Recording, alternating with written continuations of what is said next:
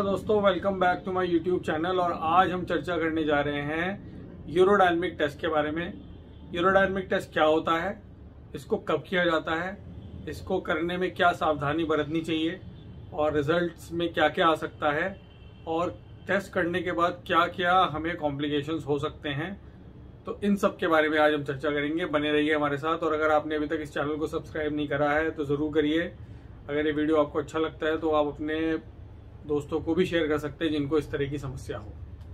तो यूरोडायनेमिक जो है, यूरो और डायनेमिक्स, यूरो मतलब यूरिन और डायनेमिक्स मतलब कि कोई चीज अगर मोशन में होती है तो उसको डायनेमिक कहते हैं, अगर वो मोशन में नहीं होती है, जगह स्थिर रहती है तो उसको स्टैटिक कहते हैं। तो यूरोस्टैटिक कोई टेस्ट नहीं होता, यूरोडायनेमिक टेस्ट होता है ये देखने के लिए कि आपका जो यूरिन है वो मोशन में किस तरह से है। हम जब यूरिन करते हैं तो यूरिन सबसे पहले हमारे ब्लैडर में रहता है। ब्लैडर में सेंसेशन आती है, जब सेंसेशन बढ़ने लगती है तो हमें लगता है कि भाई हमें यूरिन करने के लिए जाना चाहिए।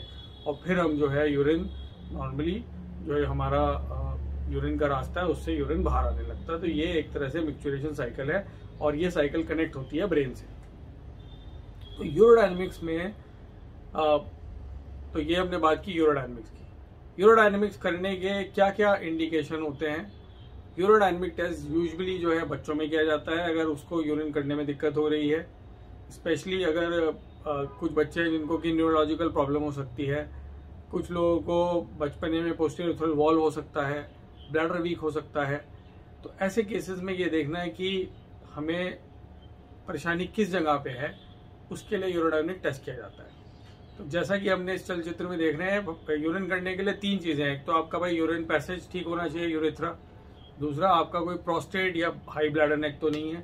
और तीसरा जो हमारा यूरिनरी ब्लैडर है, तो यूरिनरी ब्लैडर जो है वो वीक है या फिर वो ठीक है।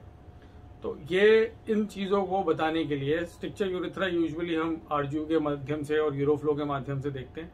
जब हमें ये पता करना होता है कि ब्लैडर काम कर रहा है या नहीं कर रहा है, या फिर हमारा यूरिनरी जो स्फिंक्टर है उसकी जो स्फिंक्टर क्या होता है, हमारा जो यूरिनरी पैसेज है, जब हम यूरिन पास करते हैं तो जो यूरिन का जो स्फिंक्टर होता है जिसको एक्सटर्नल स्फिंक्टर कहते हैं वो खुल जाता है। तो यूरोडायनेमिक टेस्ट में ये पता लगाया जाता है कि वो खुल रहा है कि नहीं। कुछ पेशेंट्स क्या होते हैं यूरिन पास करने के टाइम पे अपना स्फिंक्टर टाइट कर देते हैं, तो उसको बोलते हैं डिट्रूजर स्फिंक्टर डिससिनर्जिया। तो ऐसे केसेस को भी हम यूरोडायनेमिक टेस्ट के माध्यम से पता कर सकते हैं। यूरोडायनेमिक टेस्ट कैसे किया जाता है, तो ये इसमें सबसे जरूरी है कि पहले अगर आपको कॉन्स्टिपेशन है, अगर आपको कब्ज की प्रॉब्लम है तो वो आपको क्लियर करना होगा। उसके लिए कुछ दवाइयां दी जाती हैं। टेस्ट के लिए अमूमन 1 घंटे या उससे अधिक भी समय कभी कभी लग सकता है, तो आपको टाइम लेके आना है। टेस्ट करने से पहले यूरिन रूटीन और कल्चर जो है वो आपका नॉर्मल होना चाहिए, उसके बाद ये टेस्ट किया जाता है। इसके अंदर हम 2 पतली पतली ट्यूब्स जो हैं वो डालते हैं। एक तो रेक्टल एरिया में डाली जाती है रेक्टल प्रेशर या एब्डोमिनल प्रेशर देखने के लिए। दूसरा एक ट्यूब डाली जाती है ब्लैडर के अंदर ब्लैडर प्रेशर देखने के लिए। और तीसरा है कि हम एक इलेक्ट्रोड लगाते हैं। स्फिंक्टर एक्टिविटी जो मैंने अभी बात की कि एक्सटर्नल स्फिंक्टर की क्या एक्टिविटी है, उसमें हम 2 इलेक्ट्रोड लगाते हैं उसको देखने के लिए। उसके बाद जो है प्रक्रिया शुरू होती है। तो सबसे जरूरी मैंने देखा कि ये गौर करना कि हाइजीन को मेंटेन करना बहुत जरूरी है। एक साफ सुथरी जगह होनी चाहिए जहाँ पे टेस्ट किया जाए, जिसमें कि सारे सेप्सिस जो हैं वो नहीं होने चाहिए। एसेप्टिक कंडीशन में अंडर प्रॉपर एंटीबायोटिक कवर हम यूरोडायनेमिक्स को करना है, जो कि हम अपने सेंटर पे करते हैं। यूरोडायनेमिक्स करने में ये देखा गया अधिकतर लोगों को बहुत ज़्यादा इन्फेक्शन हो सकता है अगर ये टेस्ट प्रॉपरली नहीं किया गया तो। अब टेस्ट शुरू जब हम करते हैं तो इसमें एक फिलिंग फेज होती है और एक इसमें वॉइडिंग फेज होती है।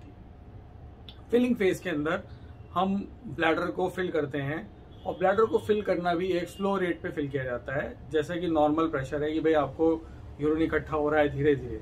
तो इसी तरह से जो नॉर्मल सलाइन एक बॉटल से एक कंप्यूटर के माध्यम से जो है जाता है उसमें फ्लो रेट से, और इससे कि जैसे जैसे सेंसेशन होती है तो पहले फर्स्ट सेंसेशन होती है, फिर उसके बाद फर्स्ट डिजायर होती है, फिर उसके बाद स्ट्रॉन्ग डिजायर होती है।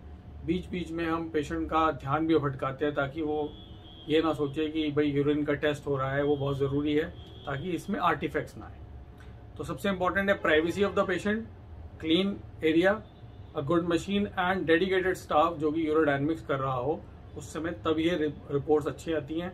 बहुत तेजी में अगर रिपोर्ट कर दी गई, ये पता चला आए आप 15-20 मिनट में रिपोर्ट निकाल दी बहुत बिजी सेंटर्स में, तो फिर कभी कभी हमें यही नहीं पता चलता कि ये टेस्ट क्यों किया गया था। उस टेस्ट को जो है हमें रिपीट करना पड़ता है। जब हमें लगने लगता है कि अब स्ट्रॉन्ग डिजायर हो गई है, तो उस समय ये हम प्रेशर देखते हैं कि भाई एब्डोमिनल प्रेशर क्या है, ब्लैडर प्रेशर क्या है, और हमारा डेट्रूजर प्रेशर क्या है। डेट्रूजर वो है मसल जिसकी की कॉन्ट्रैक्शन से यूरिन बाहर निकलता है।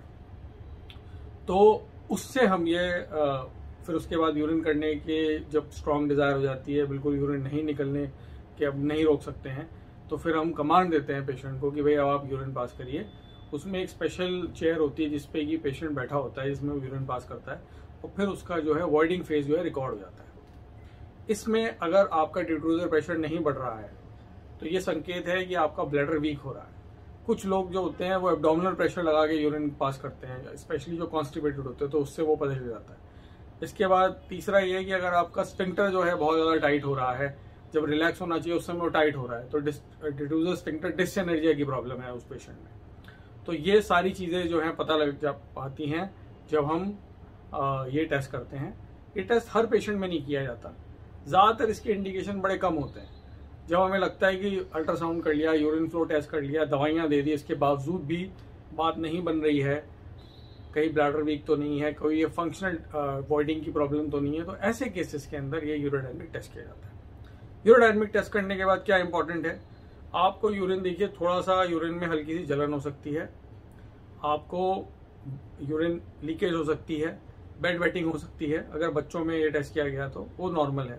अगर आपको बहुत ज़्यादा तेज़ बुखार आ रहा है, अगर आपको फ्रैंक ब्लड आ रहा है, तो ये अब नॉर्मल है। इसका मतलब है कि कोई ना कोई इंजरी हुई है या फिर इन्फेक्शन अंदर चला गया है जिसकी वजह से ये प्रॉब्लम बढ़ गई है। तो ये अगर दो चीज़ें हैं कि अगर आपको बुखार बहुत तेज़ी से आया है या अगर आपको यूरिन में ब्लड आ गया है, तो ऐसे केसेस के अंदर आपको तुरंत ही जहाँ पे भी आपने टेस्ट कराया है उसमें आपको दिखाना है। हमारे सेंटर में under urology, under my supervision हम लोग टेस्ट करते हैं। और टेस्ट करने से क्या है कि वहाँ पे यूरोलॉजिस्ट के होने से या फिर उसके जो टेक्नीशियन है जो कि इसके लिए ऑलरेडी हम उसको ट्रेन करते हैं, तो वो पूरा एक पूरे टेस्ट में उसका रहना बहुत ज़रूरी है। और उसके बाद जो है, तो ये इम्पोर्टेंट हमने आज बात करी कि यूरोडायनेमिक टेस्ट के बारे में, कब करते हैं, कैसे करते हैं, कब करना चाहिए, क्या सावधानियां बरतनी चाहिए। अगर आपको ये पसंद आया तो इसको लाइक ज़रूर करिएगा। और इसी के साथ मैं वाणी को विराम देता हूँ। नमस्कार, आपका दिन।